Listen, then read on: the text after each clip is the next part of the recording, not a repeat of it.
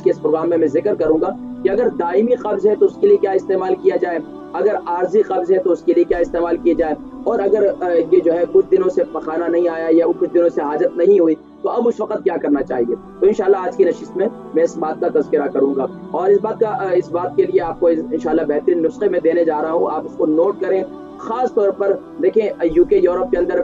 ہمیں خاص طور پر ماؤں کو یہ سب چیزیں سیکھنے کی ضرورت ہے۔ اب اکثر مائیں جو ہے وہ بیچاری، ظاہری بات ہے اگر تو پاکستان سے ہیں، انڈیا سے ہیں، بنگلہ دیش سے ہیں، تو ان کو کسی نہ کسی لحاظ سے ان کی ماؤں نے یا کچھ نہ کچھ غذاؤں کا استعمال وہ بتلایا تھا، جس کی وجہ سے وہ گھر میں استعمال کروا دیتی ہیں۔ لیکن اکثر گھروں میں جو خاص طور پر یو کے یورپ میں پرورش پانے والے بچے ہیں وہ مائیں بن چکی ہیں، اور اب ان بیچاروں کو ایسے پروگرامات دیکھنا یا ان کو یہ سیکھنے کی ضرورت ہے۔ اگر وہ اس سے سیکھ جائیں گے تو ماشاءاللہ ان کو بار بار ڈاکٹروں کے پاس نہیں بھاگنا پڑے گا کہ بچے کے پیٹ میں بہت درد ہو گیا اب کیا کریں، اب وہ ایمبولینس بلائیں، اب یہ کریں وہ کریں، پریشان ہو جاتے ہیں۔ تو بہترین طریقہ ہے، شیرخوار بچہ ہے اگر اس کو قبض ہو جائے تو اس کے لیے کیا علاج کیا جائے، اگر تھوڑا سا بچہ ینگ ایج میں ہے تو اس کے لیے کیا علاج کیا جائے، تو میں آج کی نشست میں آپ کو بتاؤں گا۔ سب سے پہلے یہ ذہن میں رکھیں کہ آپ کی باڈی کو جہاں پر غذا کی ضرورت ہے وہیں آپ کی باڈی کو ایکسرسائز کی، ورزش کی ضرورت ہے،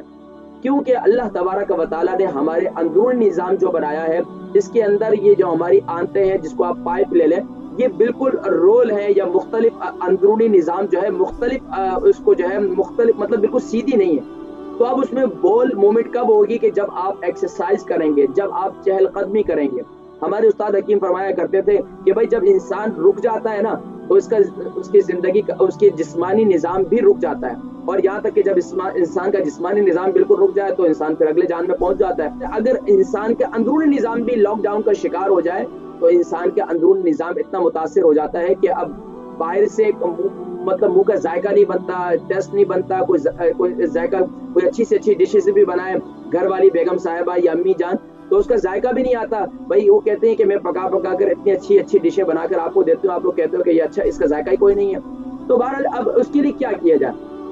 تو آج کی نشست میں آج آپ کو بتا رہا ہوں، خاص طور پر مائیں وہ اپنی بچیوں کو جو یو کے یورپ کے معاشرے میں رہتی ہیں ان کو کہیں کہ وہ سیکھیں۔ اگر وہ سیکھ جائیں گی تو انشاءاللہ العزیز ان کو بار بار ڈاکٹروں کے پاس نہیں بھاگنا پڑے گا، بلکہ انشاءاللہ گھر ہی میں اور گھر کے اندر ہی کچن کے اندر موجود غذاؤں سے وہ علاج کر سکتی ہیں۔ اب اس کے لیے سب سے پہلے تو نوٹ کر لیجئے، سب سے پہلا نسخہ میں ان کے لیے بتا رہا ہوں جن کو دائمی قبض ہے۔ دائمی قبض سے مراد یہ ہے کہ کئی عرصہ ان کو قبض رہتا ہے، پھر کچھ عرصے کے بعد ان کو کچھ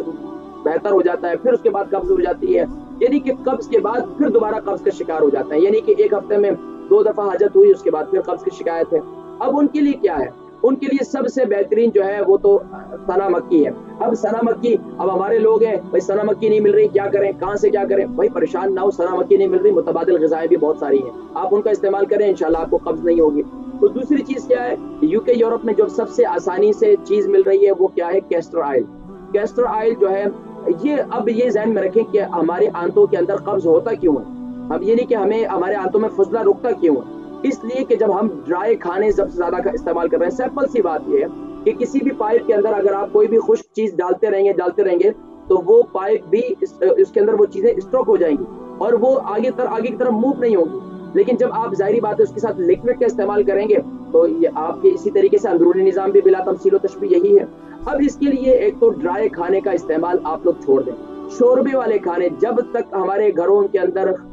اندر مائیں شوربے والے کھانے استعمال کرتی تھی اور انچھنا آٹا زیادہ استعمال کرتی تھی، اب تو کیا ہے، ہم لوگوں نے سب سے زیادہ میدے کا استعمال بہت زیادہ کر دیا، بیکری آئٹم کا بہت زیادہ استعمال کرنا شروع کر دیا۔ اس کے ساتھ ساتھ ہم نے بالکل چھنے ہوئے، یعنی کہ حدیث مبارکہ آقا علیہ الصلوۃ والسلام سیدنا ام ایمن رضی اللہ تعالی عنہ جب یمن کے تشریف لے گئی، وہاں سے واپسی آئیں تو کہا کہ وہاں پر جو ہے اس طریقے سے وہ لوگ استعمال کرتے ہیں، آپ چھان رہی تھی تو آپ آقا علیہ الصلوۃ والسلام نے فرمایا کہ اس کو چھان کر استعمال نہ کرو، بلکہ اس کو اس بھورے کے ساتھ استعمال کرو کہ یہ تمہاری صحت کے لیے مفید ہے۔ اب ہمارے یہاں کیا ہے کہ بالکل باریک آٹا، بالکل فائن آٹا استعمال کرتے ہیں، جو فائن آٹے کی زیادہ استعمال کرتے ہیں یا فائن آٹے کی روٹی زیادہ استعمال کرتے ہیں تو وہ ہمیشہ قبض کے شکار رہتے ہیں۔ وہ یہ سب سے پہلے تو آپ نے یہ کام کرنا ہے کہ آپ نے اپنی غذا کے اندر فائن آٹا کی رخصت کر دینا گھر سے۔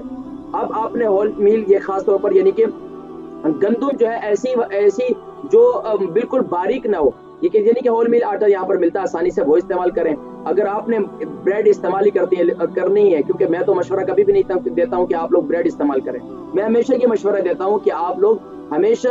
لوگ اب بریڈ استعمال نہ کریں۔ افسوس کے ساتھ حیران ہوتا ہوں، آج کے بڑے بڑے ہاسپٹل پہ بھی چلے جائیں، وہاں بھی بیمار کو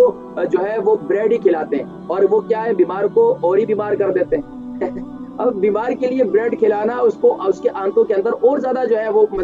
اس کا نظام یعنی کہ لاک ڈاؤن کا شکار ہو جائے گا، یعنی کہ اندرونی نظام۔ اب اس کے لیے سب سے پہلے تو گھر کے اندر سے آپ کو ہول میل آٹا اس کا استعمال کرنا ہوگا، بیکری آئٹم کم سے کم استعمال کرنے ہوں گے۔ اسی طریقے سے آپ کو جنک فوڈ،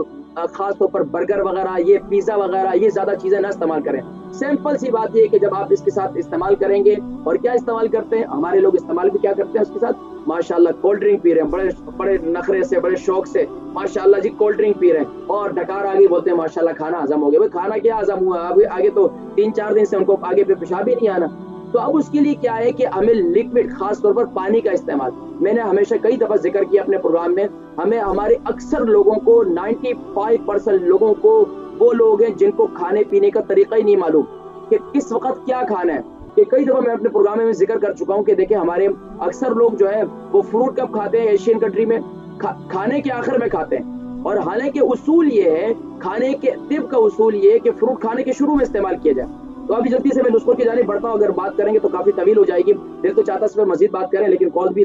ماشاءاللہ آ چکی ہیں۔ اب ناظرین کرام جلدی سے نسخے نوٹ کر لیں، وہ لوگ جو دائمی قبض کا شکار ہیں ان کے لیے نسخہ کیسٹر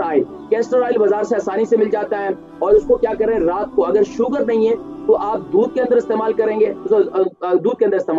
اور اگر آپ کو شوگر ہے تو پھر آپ ہلدی والے پانی کے اندر استعمال کریں گے۔ تو یہ ذہن میں رکھیں۔ اب کس طریقے سے استعمال کرنا ہے، دودھ کو ابال لیں، ابالنے کے بعد اس کے اندر اس کو جب نیم گرم ہو جائے تو اس کے اندر 1 چمچ کیسٹر آئل ڈال دیں، اس کو پی لیں۔ اگر 1 چمچ سے آپ کو افاقہ نہ ہو تو دوسرے دن آپ اس کی مقدار بڑھا دیں، 1.5 چمچ کر دیں، انشاءاللہ مجھے امید ہے۔ اب کیا ہوگا کہ وہ کیسٹر آئل انشاءاللہ آنتوں میں ایک تو خشکی کو ختم کرے گا، ظاہری بات ہے آنتوں کے اندر خشکی ہونے کی وجہ سے ہی قبض کی شکایت ہو جاتی ہے۔ اب اس کے لیے سب سے بہترین نسخہ یہ ہے کہ دائمی قبض کے لیے کیسٹر آئل سے بہترین نسخہ کوئی نہیں، یقین جانیے۔ اور اس کے ساتھ ساتھ جو ہے، اگر وہ لوگ جو ہمیشہ دائمی قبض کا شکار ہیں، سب سے بہترین نسخہ جو ہے وہ انجیر کا استعمال ہے۔ انجیر کا استعمال سبحان اللہ یہ قبض کے لیے بہترین علاج ہے، اور اس کا طریقہ کار یہ ہے کہ رات کو دودھ کے اندر ابال کر اس کو استعمال کریں، اور دودھ کے اندر استعمال کر اس کو رات کو کھا لیں، اور اس کو چبا کر اس کو کھا لیں۔ اس کے جو اندر سے ریشے ہوتے ہیں نا، دانے، یہ آپ کے آنتوں کے لیے بہت مفید ہے، اس کو خوب چبا کر کھائیں۔ تو بہرحال دائمی قبض کے لیے 2 چیزیں استعمال کریں، ایک چیز یعنی کہ انجیر، دوسرا کیسٹر آئل۔ اب وہ لوگ جن کو دائمی قبض تو نہیں ہوتا، لیکن یہ کہ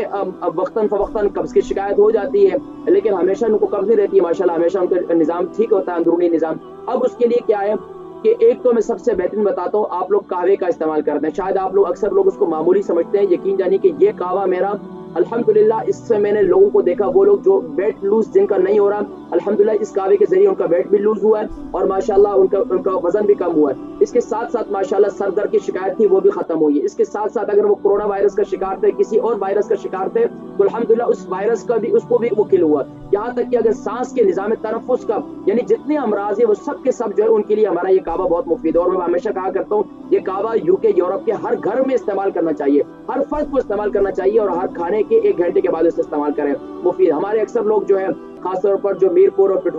پٹوار کے رہنے والے لوگ ہیں یا پنجاب کے لوگ ہیں، وہ اکثر کیا کرتے ہیں، کھانے کے بعد چائے پیتے ہیں۔ وہی کھانے کے بعد چائے پینا اپنے آپ کو اور زیادہ یورک ایسڈ کو بڑھاتے ہیں، آپ لوگ اپنے آپ کو اور بیمار کرتے ہیں۔ کھانے کے بعد آپ قہوہ استعمال کریں، اس میں کیا ڈالیں، سونف 1 چمچ، زیرہ 1 چمچ، دارچینی